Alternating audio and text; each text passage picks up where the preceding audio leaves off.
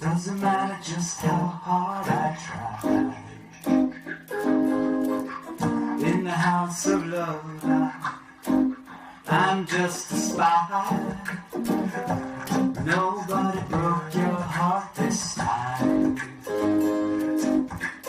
You broke your own cause. You never finish what you start. And everything is just a shade of gray. When you fuck around, that's the price you pay. So I'll stay, so I'll pray that you'll come back to me one day.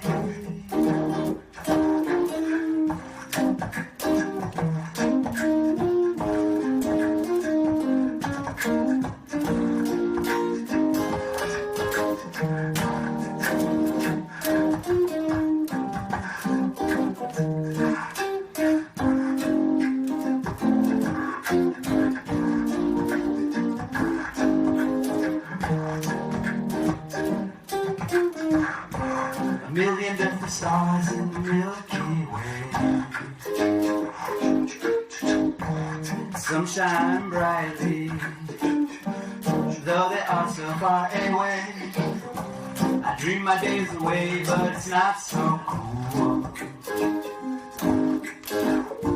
'Cause when I wake up, I feel like a fool. Must have been the things I couldn't say.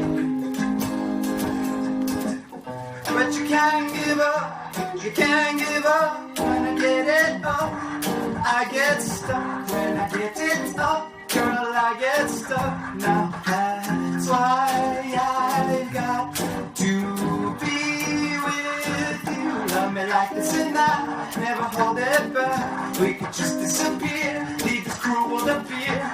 If only you come back to me.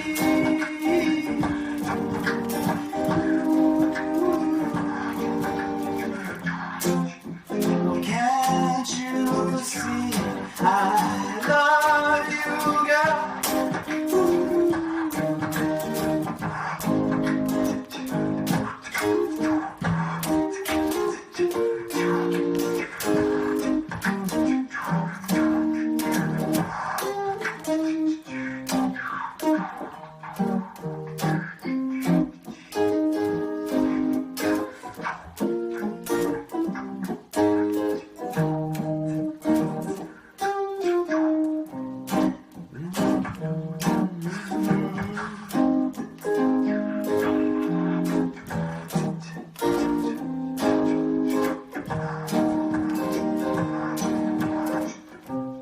Million different stars in the Milky Way.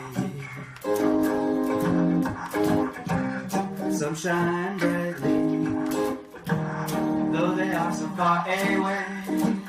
I dream my days away, but it's not so cool. 'Cause when I wake up, I feel like a fool. It must have been those things I couldn't say. But you can't give up, you can't give up. When I get it up, I get stuck. When I get it up, girl, I get stuck. That's why I got to be with you. Fix it up, get stuck. When I get it up, girl, I get stuck now. That's why I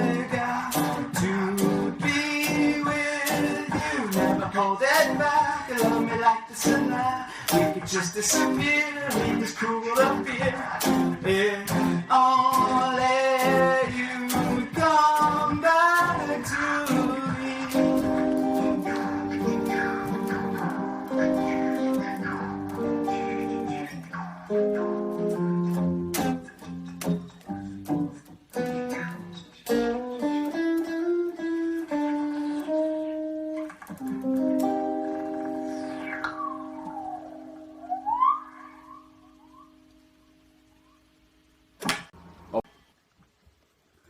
Aloha! Thanks for tuning in. It's the 333 show with JD Wolfrobe here. You just heard my brother Paul Terry of Ashes and Roots. We're about to sit down with him and share the moment with him in this beautiful, wonderful essence. Give me one sec.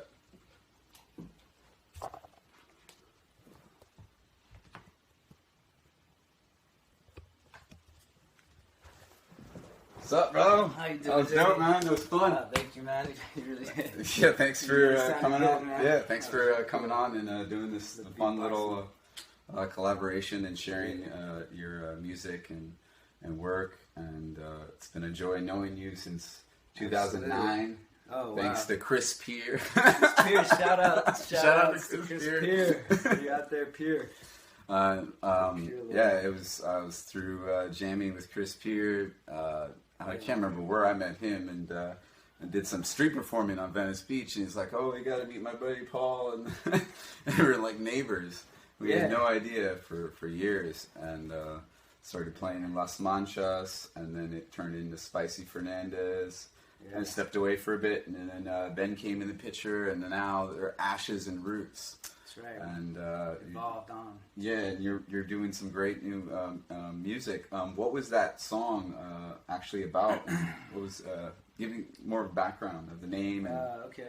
That song is it's an old song. The reason I picked it was just I've been thinking a lot about a really significant person in my life, one of my best friends. I've just been thinking about the themes of friendship and what it means to me, and I just feel like I was given a wealth of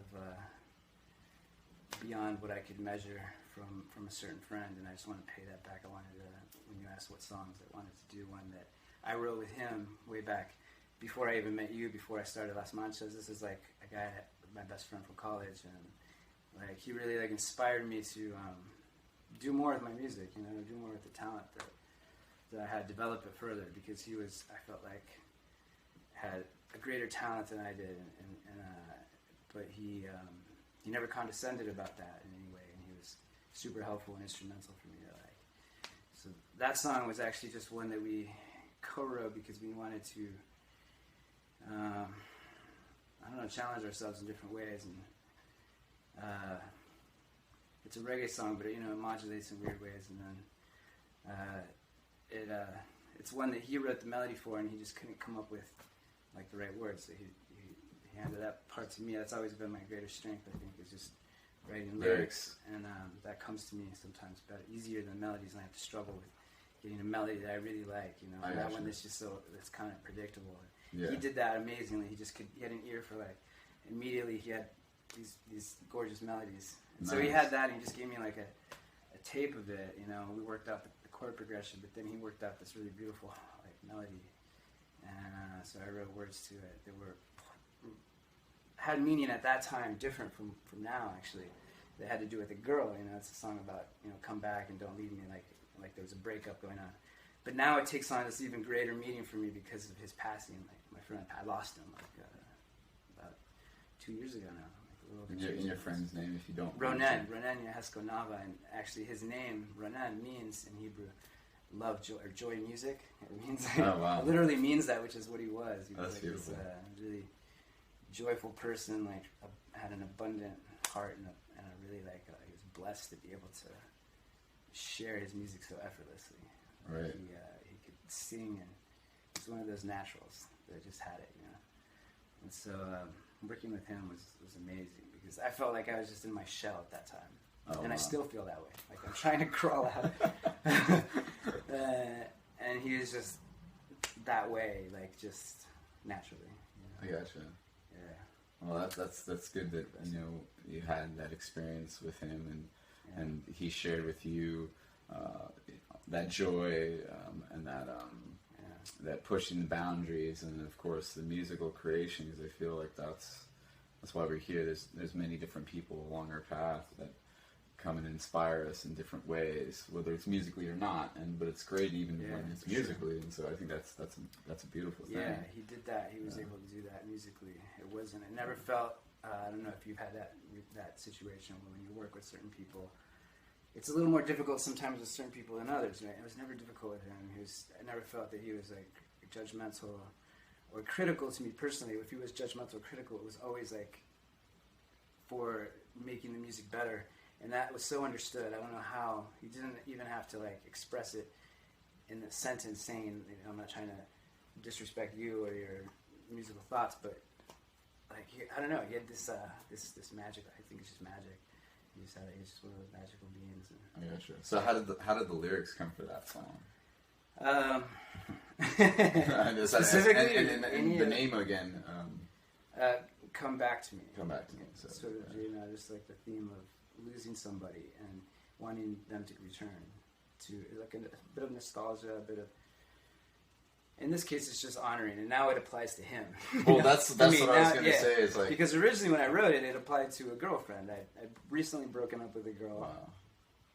And I was distraught over it, so it was just all that was on my mind. And he was like, "Here, here's this piece of music. It has this beautiful melody." I'm just like, "Oh man, it's just you should have heard the attempts that I had before. It was so bad." And then finally, I don't know how I came up with that. It was really late at night, and that's one of the best ideas. Actually, I do remember. It was sometimes at that point in my life. I remember when I used to carry a notebook all the time because I had ideas that would just show up at the weirdest times. So I had to have something to write it down. This was before we had digital phones in our pockets that we could just make notes or even voice memos. We had nothing. I had to carry around a notebook.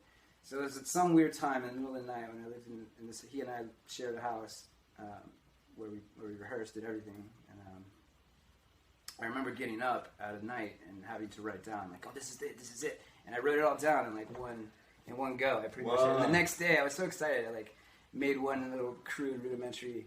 Like recording of it that I could play for him because I wanted to get started on it right away, and it just came together just like that, just like snapped together. Wow, that's the way it works. The best stuff usually comes at crazy times.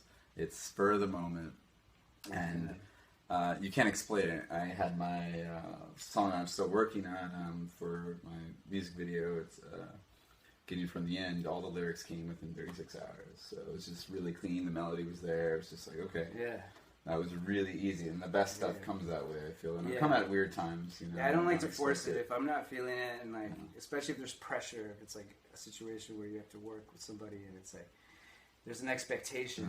See, we were working together, and I never felt that weird expectation because sometimes that makes me just shut down more. There's a real strong expectation, a deadline that's. I don't think there's anything wrong with deadlines. They really help me. But when it comes to the creative process of trying to have words that match that melody, that was so nice. That I really liked so much. Like I was a little bit nervous. It did take me a couple days before. But then once I had that little spark, once I wrote like the first verse of it, the rest of it was quite easy. I feel you. And then going back to about expectations. It's funny with expectations, they sort of lead to suffering in that aspect, a certain outcome. And it's one of the Toltec agreements to, not have expectations with anything. Right, exactly. And just to enjoy those roads. But really, when it goes back to feeling and what you're talking about, like the feeling of you get from the emotion of writing the music down or the lyrics down, or vibing with that. Bob Marley did say, "Who feels it knows it." So it's sort of a vibration of just tuning into and getting that set. So true.